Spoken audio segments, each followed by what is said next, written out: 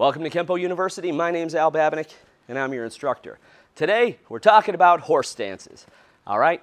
You need them throughout your whole career. You might as well do them right. Okay? So first of all, it's a horse stance because it's like riding a horse. All right? When you ride a horse, you've got the stirrups on the side of the horse. I'm pretty sure that if you're riding a horse, your feet don't point out to the corners or that way. When you're riding a horse, your knees are bent out like that, and your feet are pointing to the front because they're in the stirrups. All right? So the horse stance, your toes aren't supposed to be pointing out to the corners. They're supposed to be pointing whichever way you're facing. So if I'm facing you, my toes should be pointing to that wall. All right? So if you fix that, hopefully you don't do it. But if you do that, if you fix that, you're home free. All right? Now, but remember, you need horse stances for your whole career, for sets, for katas, parts of techniques, that type of thing. I talk about 4 kinds of horse stances. There might be an extra one in there that you don't normally hear about. All right? There's the formal horse, the training horse, the side horse, and the staggered horse, which is a variation, the working variation of a side horse, really. Okay? And we use it here and there in techniques and the katas and everything, actually. So let's start off with just how to get into one. Now, usually your feet are just outside your shoulders. You're riding a horse. You're not riding like a rhinoceros or something like that. So your feet you're not doing the splits trying to do this, and you're not just standing here. All right? One way I learned a long time ago, don't remember who showed it to me, and this is, everybody's kind of built different. So, but if you put your feet together and then you pivot your toes out as far as they'll go for you, and then you pivot on the ball of your heel, you pivot your heels out as far as they'll go for you, and then you pivot out one more time and then even up. And see how my toes are pointing towards the wall? That's my horse stance, okay? Another good way to think about it is if I'm in a neutral bow where my knee to heel distance is set, if I pivot, there's a horse stance, all right? So you can think about it a few ways. And when you get into a horse, you don't really want to go, all right, I'm set. You just want to take one step into it. Now, what you want to do, if I was on my line here, and my toes were pointing out because I was in a tension stance or whatever. So if we were starting to do a set and you're starting in a tension stance, you're going out to a formal horse. When you step out, the ball of the big toe, this part of your foot right there, so the ball of the big toe is what you want to pivot on. So when I'm standing like this, as I step out, now I'm going to do this real slow. Normally this is one motion. It's not 2 motions. It's just done, okay? So as I step out, the ball of my feet hit, or the ball of my foot hits, and then I pivot my heels out so that my toes are pointing to the wall, and hey, I'm good. And again, if you turn sideways and you drop your knee to heel, you can kind of tell, yeah, I'm close, this is a good horse stance, or no, I'm too far, I'm too close, all right? So, but when you do a horse stance, it should be one move, that's it.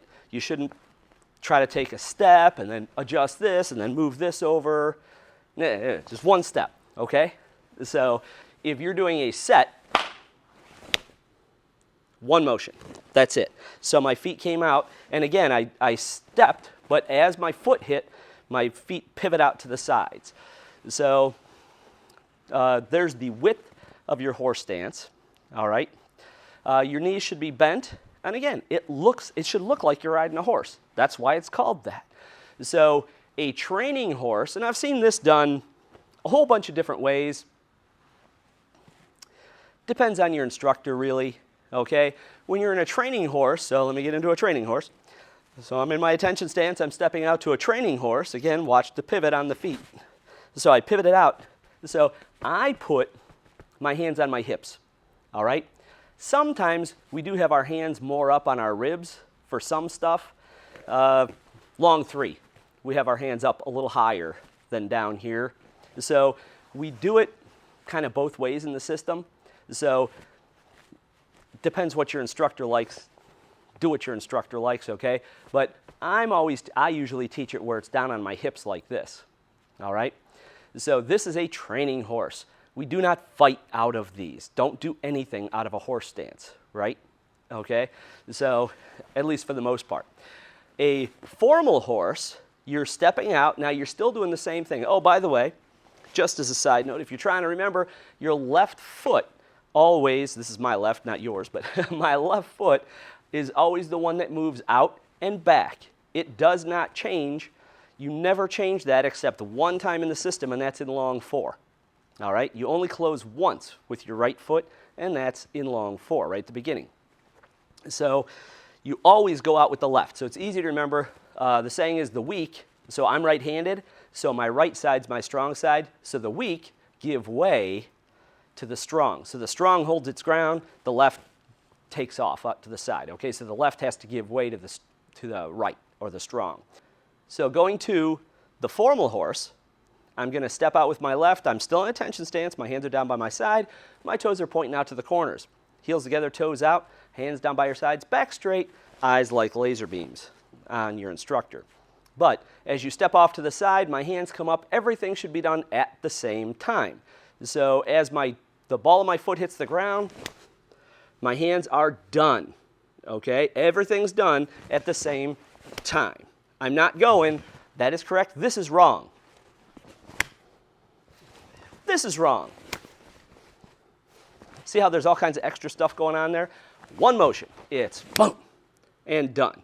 And again, my hands, when I'm in a formal horse, this is like a punch. I don't punch like this or that. It's nice and straight, like a punch. This is the same as a sword hand. They go together, and I'm not going to talk about up versus down. But when I'm doing this, if you notice, it's right in front of my chest. My hands are out like this. And this is a 45-degree angle go down. This is coming back up. So I don't want them here. I don't want them here. Just nice and 45 out in front of your chest like that. So right in front of your sternum, heart, whatever, however you want to think about it. All right? So when we go into, from the attention stance, when I go into my formal horse, everything's done at the same time. Pivot on the ball of the big toe, and your hands are done. Coming out of it, your hands have to do this big motion. Your feet just have to close up. My left foot only has to move probably about 2.5 feet. My hands have to go somewhere around probably 6 or 7 feet.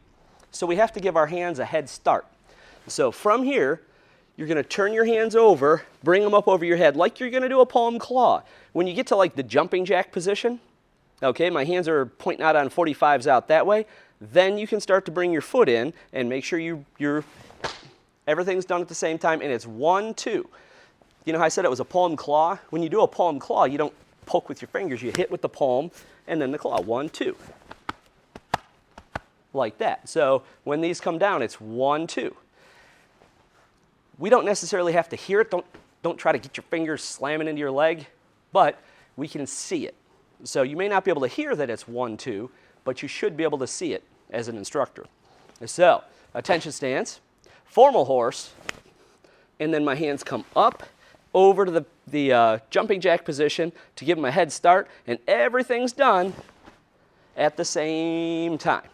1, 2. All right? And then you could bow, do whatever you have to do if you're finished. All right? So there's the training horse. There's the formal horse.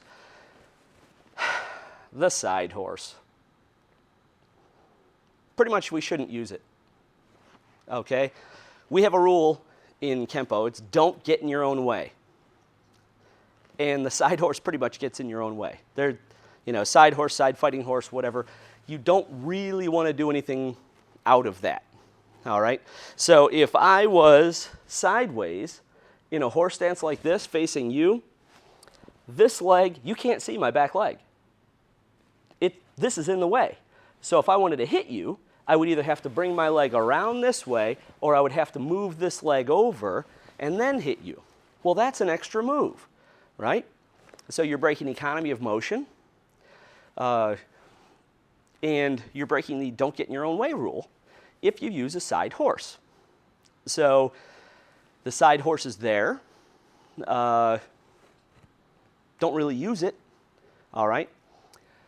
What we use is, it's kind of a hybrid, and it's called a staggered horse, all right? when you're doing the staggered horse, it gives you the side horse capability without getting in your own way. So what we're doing, so staggered means you're going to have one foot on one side. When I'm in a normal horse, both feet are on this side of the line. In a staggered horse, I'm going to have one foot on this side of the line, one foot on that side of the line, just like I was in a neutral bow. Okay? And again, I could go from neutral to a staggered just by pivoting, basically. And now this foot has access to you. You can see this foot. You can see this foot. I can hit you with it. All right? So we're going to use a staggered horse more than we're ever going to use a side horse or a side. Don't do a side fighting horse for all the reasons I just gave you. All right? When we're doing twirling wings, we're doing a staggered horse on the second elbow as you go in. So I'll do it for you real quick. So if somebody's choking me, my hand comes up, I pivot, I step back. I'm hitting, there's my forward because I'm hitting with my back hand, right? So I have to hit with the forward. I'm checking his arm out. I recheck that arm. Hopefully, remember, you hit him in the ribs. He goes, oh, like that. His head's down here. So I recheck. I pivot into the staggered horse. So can you see how my feet are staggered here? So I pivot to my staggered horse to give my elbow penetration, depth of penetration on it. So if I was back here, my elbow is not as far towards you. As I do this, now it's as far as it'll go, and as I start turning back this way, it's coming away. So in a staggered horse, the elbow has the deepest penetration for the guy next to you. All right? I'll do it sideways once real quick just to show you. I'll do it this way. So from here, the guy's choking me, twirling wings out of purple. So you bring your hand up, pivot in place as much as you can, take your step back, grab his arm, push his arm so he doesn't get you, and do your forward bow with your elbow. He starts leaning forward, you recheck on that arm, and then I pivot into my staggered horse. Now, see how far my elbow's going? If I start to pivot back, do you see how it came back? There's the staggered horse, and as I go further into my neutral bow, if I went all the way past the staggered horse into like a right neutral bow, okay, or a left inverted neutral bow, if you're facing that guy still, then it's coming back up. So the staggered horse gives that elbow the deepest penetration you can get, all right? A lot of times, if you think about it, when you're catting around someone, depending where their leg is, I know in all the techniques, like if I was doing crashing wings. Now, if I'm doing it in a kata, I follow my line, my kata lines, okay? So if you're doing it in short three, long three, whatever, then you're going to follow your kata lines. If you're just doing crashing wings, and I'm up in front of my line here, if I'm doing crashing wings, as I step, I've got my hit in my horse stance, I do my cat up and grab the arm. When I pull this foot back, I could go back to, now that's going to give me my 45-degree angle facing that way, okay? But I'm not on his leg. When you cat around, you want to give him something to trip over. You don't want his leg bumping into your leg. When you're turned sideways, it's going to knock you over when you're doing crashing wings, okay? So you can't gap that. You can't have a gap. You're throwing him over your leg, no gaps allowed. So when we do this, if you watch, I'm going to stand normal. As they get me in the bear hug, arms free, my hands go up, I cat up and back. I'm probably, if you can see, I'm in kind of a staggered horse because my foot comes around and it's going to go all the way up. So it's buckling right up against their leg. And then when I do my hammer fist, come around with the elbow in the hammer fist, and this is going down. By the way, just remember, don't go over here. Okay, you're going to here, and your hand comes down to your hip. If you do that, if you go tricep shot, I know it's supposed to be an elbow, but trust me, it's a tricep, and your hand comes down to here, he's going to be exactly where you need him to be if you want to accidentally step on his head. So, but that's an example of a lot of times we'll do more of a staggered horse than the side horse, or a fighting horse, whatever you want to call it, in the system. And that's a couple places. So one was for a takedown, crashing wings, and I showed you one example, twirling wings. just to show you the depth of penetration on a strike when you're doing it. All right? So there's 4 horses. I never use one of them. So there's training horse, formal horse, side horse, don't use it, and then the staggered horse, which we use more than you'd probably think. Okay? Not a lot, but more than you'd think. But there's the horse stances for your Kenpo system. Thank you for watching this video production from Kenpo University.